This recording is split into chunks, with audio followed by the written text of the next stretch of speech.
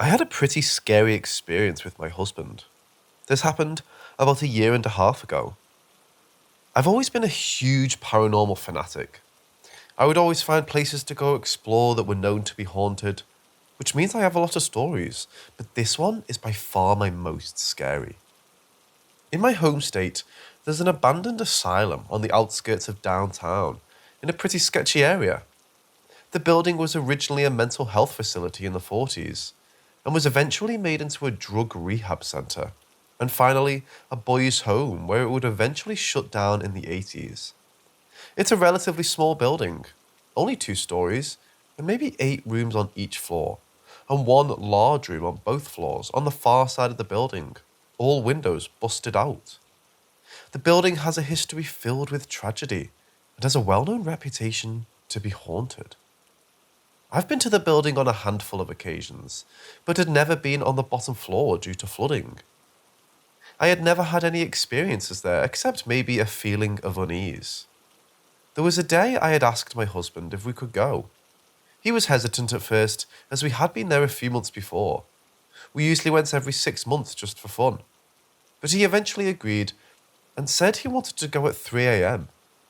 Me being me, I agreed with him. 2 a.m. rolls around and we're at the asylum with our baseball bats. For protection. As I mentioned, in sketchy areas occasionally we'd run into homeless sleeping there, so it's just a precaution. I also had brought a Ouija board and an EMF reader. This time that we visited, the water on the bottom floor had drained out and I was very excited to finally go down there and explore it. We started upstairs and swept the whole building, making sure nobody was there. While sweeping the bottom floor, I didn't have any feelings of unease, but I was a little freaked out to see satanic symbols and dead birds on the floor. At this point, I had figured that the downstairs hadn't been flooded for a few months, as there was a lot of graffiti and the dirt on the floor was dry. We started on the upstairs with candles and the Ouija board, and tried to make contact for nearly an hour. Nothing. Nothing on the EMF, nothing on the board. At this point, my husband and I are just bullshitting around because we weren't expecting anything to happen, just having fun. We moved downstairs and by that time it was about 3 a.m. I was feeling fine at first and we did a few sessions on the Ouija board in different areas of the lower floor. I had asked to stay away from the large back room as the satanic symbols had made me uncomfortable.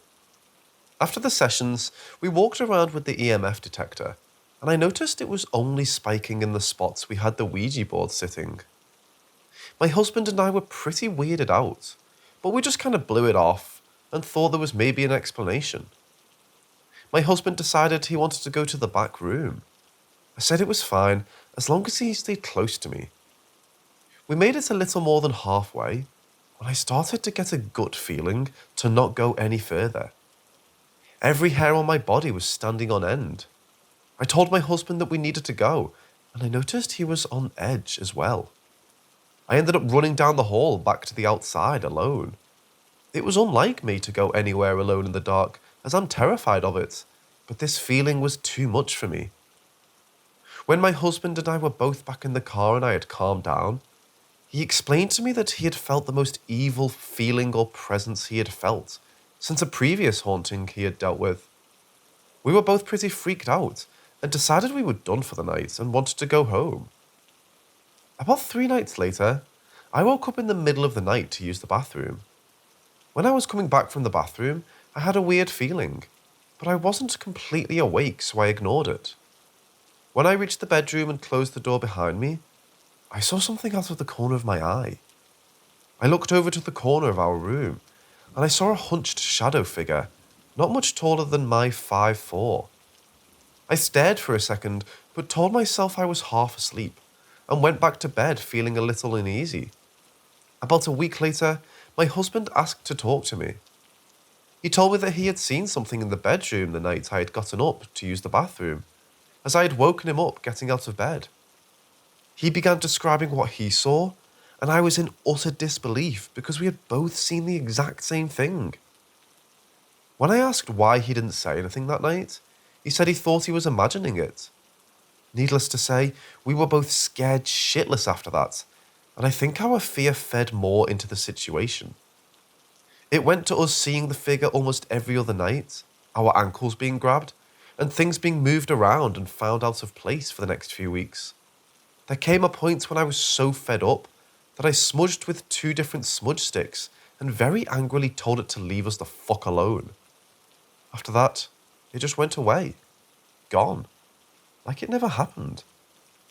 To this day, I believe it followed us home from the asylum, as we have never had issues in our house before and always left the Ouija board in the car.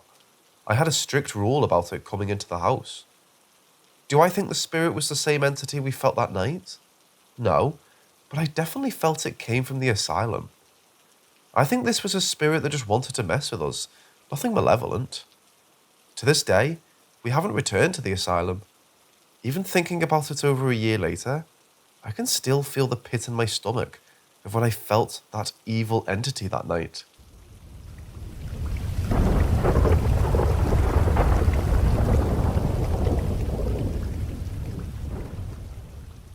Okay, so all of this happened between the ages of 7 and 10 for me.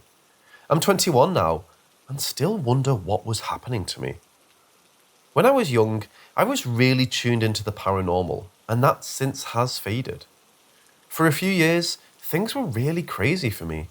From seeing things to hearing voices, and feeling a lot of strong and unexplained emotions, plus really scary and vivid dreams. The first time this specific thing happened to me, I was probably 7 or 8. So how this experience would start would be I was in bed trying to settle down for the night, and I would have a really bad feeling. I would eventually fall asleep and wake in the middle of the night with a feeling of complete terror and having a tingling sensation all over my body. Here's the catch though. What would wake me up would be the sound of someone digging through the toys in my closet. Terrifying. So when I heard the noise, I would get out of bed and start walking to my parents' room. But the moment I would make it halfway across my bedroom, a large black figure would lunge at me, growling very loudly. I always had a nightlight, which was how I saw it. Every time it lunged at me, I would immediately pass out and wake the next morning on my parents' bedroom floor. This continued for a few years, about 3 times a month, and didn't stop until one night. I just didn't get out of bed and laid there until the feeling of terror subsided. To this day, I'm still incredibly traumatized about it and think about it happening every night before bed. I also believe this is what caused my extreme fear of the dark, because before this, I could manage without a nightlight. I've tried Googling this, but never figured out what it was. I considered sleep paralysis, but I don't think that's what it was because I could move. My husband thinks it was a demon because he experienced something similar in his teens when he had a demon living with him.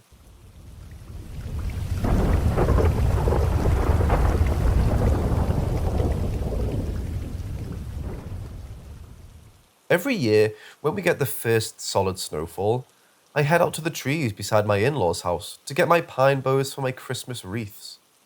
To give some context, my in-laws live in a rural area on 100 acres. When you go up the driveway and kennels are on the right, there's a barn straight ahead and to the left is the house. The house has fields right beside it, and they extend back behind the barn. There's a huge bush, 20 to 30 acres of trees at the back of the field. If you walk past the house to the left, you can walk along the edge of the field. The field drifts to the right, and to your left there is a small patch of dense trees, and a pretty steep embankment down to the road level. I packed up my dogs Kaiju, Echo, and KivliK, 3 Alaskan Malamutes. You guys thought they were instrumental in my making home safely from the last time I was out in the forest, so I bring them with me every time I go out into the forest now. Kaiju is a big guy, weighing about 120 pounds. Not a chunky guy, this is just a solid dog. Echo has grown up a bit since our last outing and is almost as big as KivliK now. I get everyone out of the car, and since this is a family property, they know very well and they all have fantastic recall. We go off leash. I brought an offering of tobacco, as suggested by my dear friend who gave me some incredible insight from an Indigenous Canadian perspective. I made my offering in a safe place where my dogs wouldn't find it and where other animals couldn't get to it, and listened as I was instructed. I didn't have any feelings of immediate fear or anxiety, so I thanked the forest spirits, again, as instructed, and we made our way down to the pine trees. I cut my bows from the bottom of the trees and made sure to only take what I needed. I tried to take the branches that are blocking out the smaller trees growing under or near them. I was putting my cuttings into a bag when I felt like something was off. Keiju, who normally does his usual perimeter to pee on every tree in sight, was sitting no more than 5 feet from me, facing the tree line on the embankment, totally still. So still that snow was collecting on his fur and was totally undisturbed. This made me take an inventory of my dogs. Echo, who bless her heart is a total spaz when she's off leash. She has to be running absolutely everywhere. It's like she's afraid she won't get to see everything unless she runs everywhere as fast as she can. She was also sitting completely still, directly beside me, staring towards the embankment. KivliK was the furthest away, maybe 10 to 12 feet, standing, head low, ears up, tail straight down behind her. I immediately thought it must be a deer. There's a heavily used, well-worn game trail down here, and these guys love to watch the deer. I still have a nagging feeling something isn't quite right, so I pack up a little faster. Then I hear it. Kaiju is growling. Kaiju never growls. He's a giant teddy bear. The scariest noise he makes is a Chewbacca sound, and that's just adorable. But now, he's definitely growling. KivliK is circled back, head still low. If you need a visual, think stalking wolf. And she's grumbling too. Echo is now standing up, hackles up, baring her teeth. Message received, kids. We're out of here. I grab my bag, check my exit options, and start walking briskly towards the closest trail up the embankment. Keiju's up front, Kiv and Echo on either side. And I realised the trees are silent. No birds, no wind, no nothing. It's like we're in a sound vacuum. Kaiju is now stopped dead and is staring straight down. There's a skull. Not sure what it is. Could be a deer, could be a calf. Honestly not sure what it could be. I have photos to help hopefully identify what it was I was looking at, in a link below. In a small, shallow, for lack of a better description, grave.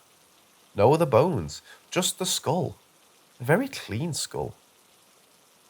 Kaiju's growling again, and he's got his teeth out this time.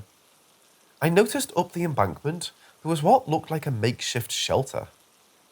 This shelter was directly overlooking the hole with the skull in it. All of my dogs are losing it now. They're full on howling now, which is being answered by the other 3 dogs up at the kennel. It was eerie. It was like they were trying to call for reinforcements. I got an overwhelming urge to be still, like something was trying to wrap me in a blanket to hide me. All I could get out was the word Nacht, night in German, which is what I usually use to tell my dogs to watch me. They all stopped howling, but hackles stayed up and low growls kept going. As soon as the blanket feeling was gone, we ran. I've been to that cluster of trees 100 times. I've never found bones of anything down there. I've never felt like I'm being watched, and I've never been scared to be there. We regularly plant new seedlings down there and clear out the grapevine from the older trees so they don't get choked out. We put out peanut butter pine cones with birdseed for the birds in the winter and keep the hunters out of that area so the animals have a safe place to rest.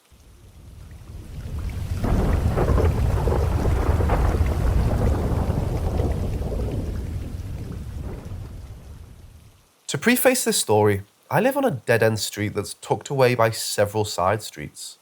Never any issues with break-ins or anything. I'd always been hearing footsteps at night around that time, either in the hallway or the attic.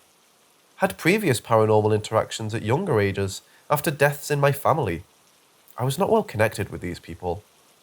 But late summer day, 14 years old, sitting in my living room doing my summer reading. Only one home is my older brother in our room, which faces our front yard. Living room and kitchen are connected, and my house is not very large, so let's say the window is about 20 to 30 feet from where I'm sitting. The kitchen window is also facing my front yard, and I live in a one-story house. The house is dead silent. There are no lawnmowers or anything going outside. Sun's out, maybe 2 or 3 p.m. A picture-perfect summer day. I remember it so clear because right as I was shaking off that uneasiness of being alone, I hear from my kitchen window, "Hey." I look up in disbelief, thinking at the time no way I just heard that. The voice was what I would describe as demonic, for lack of better words. At least Tom Waits with a deep pitch voice changer. I try to shake it off, and no more than 2 to 3 seconds later, the initial "hey" is followed by another "hey," this time more loud and seemingly more aggressive. I'm frozen now, thinking possibly a home invader is trying to mess with me or something. I'm looking at the windows after the first "hey" as well, so I thought maybe they were crouching below the windows. As petrified as I was still in disbelief. After the third and final "hey," I told my brother immediately there was someone outside of our house. He sweeps the windows with his bat in hand. Nothing. Not a trace of somebody walking through our bushes. Nothing.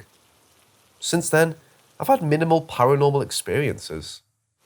I wonder if hearing or seeing an apparition is worse, because from my experience, hearing those 3 heys was enough for me to never forget how terrifying these experiences can be.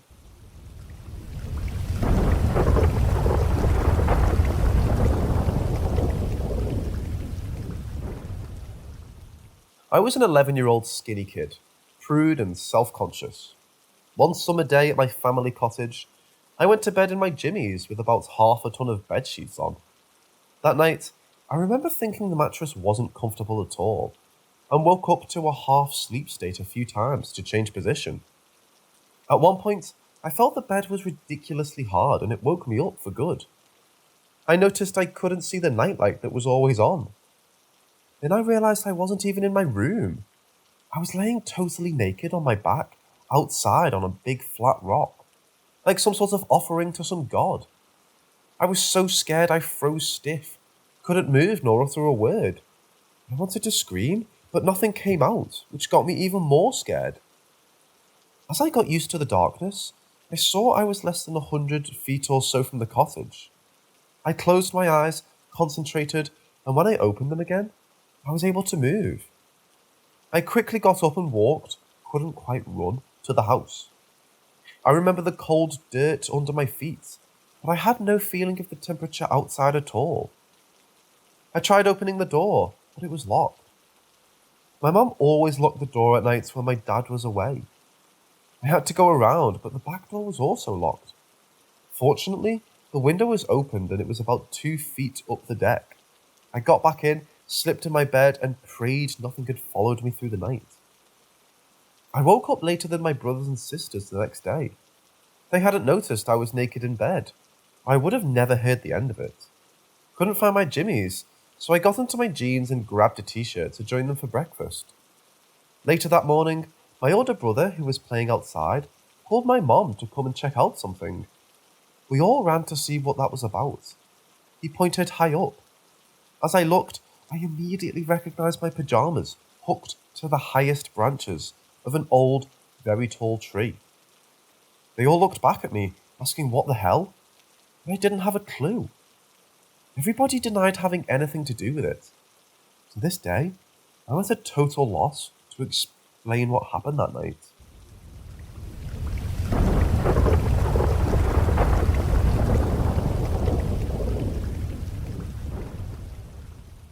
I'm an 18-year-old male. I live in Chatham, Illinois, just to help create a map of where certain things may reside, for those interested. I see myself as quite a logical person, more so than most. Though sometimes when my mental health is suffering, I become more prone to being willing to accept illogical beliefs, though these periods are typically very short-lasting. These experiences listed below happened years ago, and I've had plenty of time to think about them logically. I'll try to keep them concise. This was a few years ago, Chatham, Illinois, spring. My house was largely surrounded by woods, but there were larger areas where there was grass that we mowed as well. There was a long grass area from our house all the way down to a lake. Each side of this grass patch was covered by woods, one side more than the other. At this time, I would typically walk to the lake, alone, every day around 8 to 11 am. I would just look at things, do miscellaneous things, hang out. One day, after being at the lake, I started walking back up to my house. Then I heard someone or something ruffling the leaves on the area to the side of me, in the woods line. I looked over only for a second, and I saw something big and black. They were tall and had thicker limbs. I didn't look long enough to get any smaller details. Possibly it was a Bigfoot, possibly it was a dogman, or possibly they were a person in a costume suit or in weird clothing.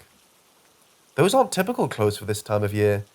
No one should have been at this location. It's private property. All of my close neighbours are above 50. The closest is much older. Right as we saw each other, they started running. Not necessarily away from me and deeper into the woods patch, but they started running along the woods line. I then quickly bolted back to my house, told my dad's friend that was staying there, and went back out with my phone whilst recording a video, because I figured no one would believe me.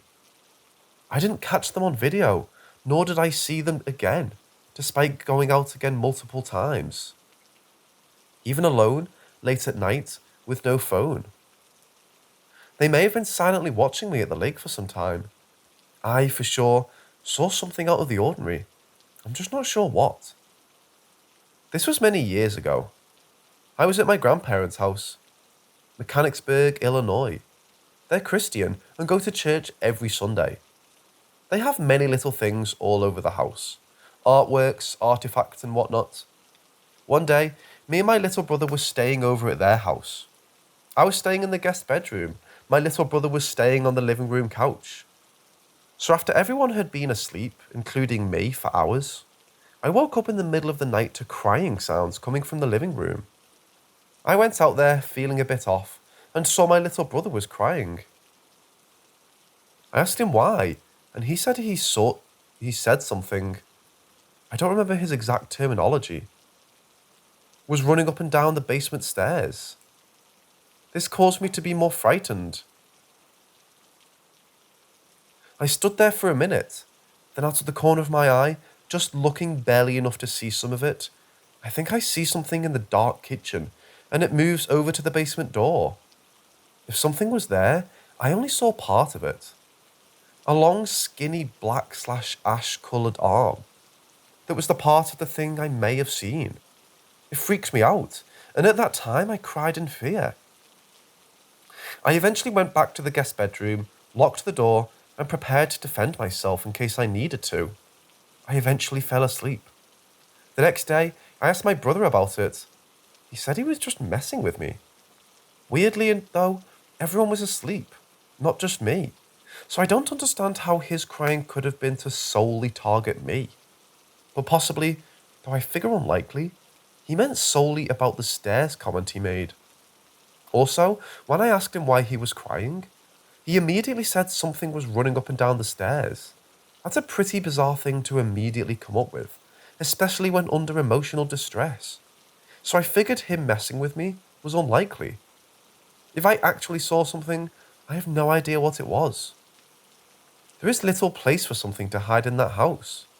Maybe, if it did exist, and if possession is a thing, it possessed some object and came out of it, and got a kick out of messing with people, but it didn't want to be caught messing with people. My grandma, who lives at that house, has many, many paranormal stories, but we all think she's a bit nutty. I don't know for sure what actually happened in this experience. I think my older brother has told me about some of his experiences at my grandparents' house as well. Chatham, Illinois. I've had many experiences of hearing my name being called, but I think most people have. And it may just be the brain making it up. Outside, at night, in empty places, I've heard a baby crying. I've heard people yelling help and other similar things. Also, in the day, from a storm drain pipe that drained into a stream, I've heard some things. I've heard stories of beings that call out your name or call out for help, though this could have just been a hallucination, or a mishearing or something else, or an actual sound from something, but it was just a normal person doing a normal activity. Divernon, Illinois. I was a young child, two-story house.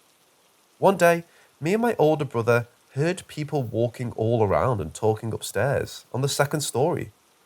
We were downstairs in the first story. No one was upstairs. Everyone was downstairs sleeping except for me and my older brother. We were awake.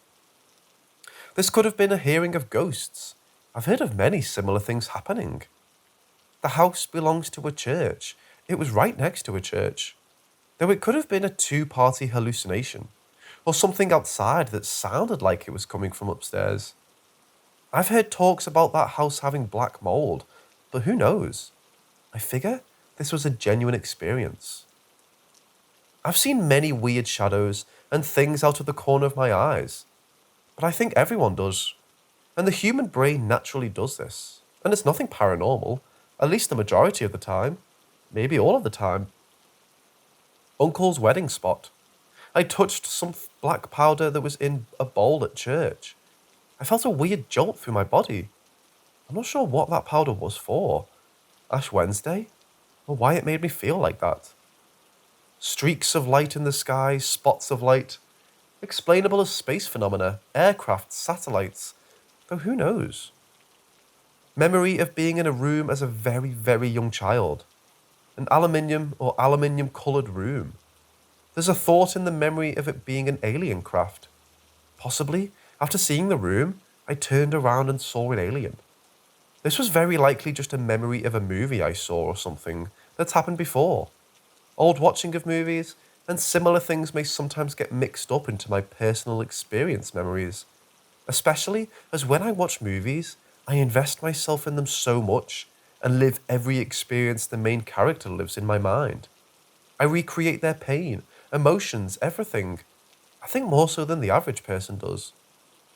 I've had weird dreams. Aliens, powers, interdimensional travel, etc. Separate dreams, all different. Most likely nothing quite paranormal, just some very odd dreams.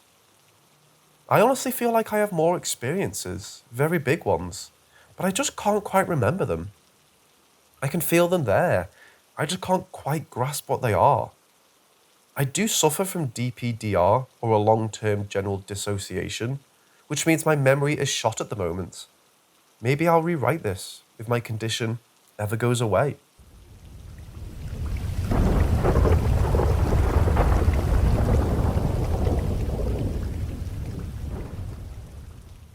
In my backyard, my dad has a woodworking shed, the size of a small barn or big shed, about 30 to 50 yards from the house. My dog hates the shed. He cries to get out of it because he hates it so much, so you have to pick him up and put him in it, but close the door really fast. Also, he's a lapdog, very tiny. Also, when you walk into the shed, it's a big rectangle with the long sides perpendicular to the door. There are windows on the left and right side of it, but not on the wall where the door is and the back wall. Plus there's a huge workbench in the centre of the workshop. Okay, so this happened between November 28th and December 4th, 2020. I can't remember the exact day though. One night my sister, we'll call her Susan, went into my dad's workshop at about 8 p.m, pitch blackout and far from the house with all of the house lights off because our parents were asleep except us two. She was painting a cooler for her boyfriend at the time, but needed it finished by tomorrow because she was leaving early to return to college. Since it was her last night and I wouldn't be able to see her for 2 weeks, I decided to go in there but not help. When I got in the shed, I was surprised thinking, wow, it's cold, and how the heck did she get dog's name in here? Well, about an hour after I had our dog on my lap, we were sitting very close to the back wall with a 2-3 gap between us, listening to Mr. Ballin on YouTube. Hindsight 2020, that definitely didn't help. I get this super strong whiff of freshly lit cigarettes, which wasn't too odd. My dad's a smoker, so growing up with him I've learned and know the difference in the smells between old and fresh cigarettes. But I thought I should mention it to Susan because it was really strong. Yo, Susan, I just got a super, super strong smell of freshly lit cigarettes. What the heck? Who cares? Dad smokes in here all the time. What's your point? Okay, chill. I was just saying. Thought I should mention it because it's weird. Not even 15 minutes later, my dog is still sitting on my lap, sits up, and then starts aggressively growling and barking at the windows. Keep in mind that it's pitch black out, and you can't see out the windows because the shed lights reflect off the windows, making them like a mirror. Then my dog hops off my lap and starts to run around the shed, continuing to aggressively bark and growl at all the windows. Susan and I are terrified because he's never an aggressive dog. Also, if we would tell him to stop barking, he would instantly stop. But as we were yelling at him to shut up, he just wouldn't. Finally, he stopped running around the shed, looks in between us, like in the perfect middle of us, and starts whining defensively, but growling too at the wall that has no windows. Susan, what the heck? What the heck? What the heck? Stop it now. I'm not leaving now, I'm too scared. Me, silently crapping myself and visibly scared. No, nothing is going on. Let's just go inside, Susan. I promise nothing is going to happen to us. Before we go inside, we gather all of her painting stuff and cooler. I grab a super long screwdriver, then hype myself up in my head to open the door. 30 seconds before I opened the door, a super cold airflow entered the room, and I knew it was a sign of a ghost, which made me want to get inside now. So now my 21-year-old sister makes her 16-year-old brother protect her, act like the older sibling and go first. Later found out she thought either her or me. I turned off the lights, which caused my bad anxiety to go to the worst anxiety I've ever had built up and getting ready to explode. In the blackest of black darkness, with my eyes not adjusted, thinking I'm going to die, I slowly opened the door with it creaking unbelievably loud. I had the screwdriver held like Cod's knife commando grip, and looking so slowly around the door, with Susan holding on to me, literally shaking, and my dog, who's ready to run to the house. I thought I saw something, so told Susan to book it. We closed the door and ran into the house, turning on all the kitchen lights. We get inside and Susan says, "Oh my God, where's the dog?" Now I'm afraid that my dog's dead and screamed, "Oh crap, probably outside." We called his name with the door cracked open for about 5 minutes, but he wouldn't come. So not wanting to, but wanting my dog to be safe, I convinced Susan to come with me to check the shed. She wanted me to go on my own. Unwillingly, she came with me to go look. I was still gripping the screwdriver like a knife because I could feel something out there. We get up to the shed doors and open it. My dog is there with his tail down, not wanting to leave it. He hates it in there and won't leave, meaning whatever was there followed us. I picked him up and ran back into the house. When we got back inside, we realised that all of the lights that we turned on were now off. We couldn't have turned them off because of how scared we were, and our parents had fallen asleep. I locked the door and sprinted upstairs. This was from 8 to around 10 or 11 p.m. More things happened that night, but I didn't experience it because it was in my sister's room. I have more experience if you guys want to hear them, let me know. Also, I bleeped the words to make them more friendly. Plus, this is probably obvious, but I'm 17, and my sister is 22 now.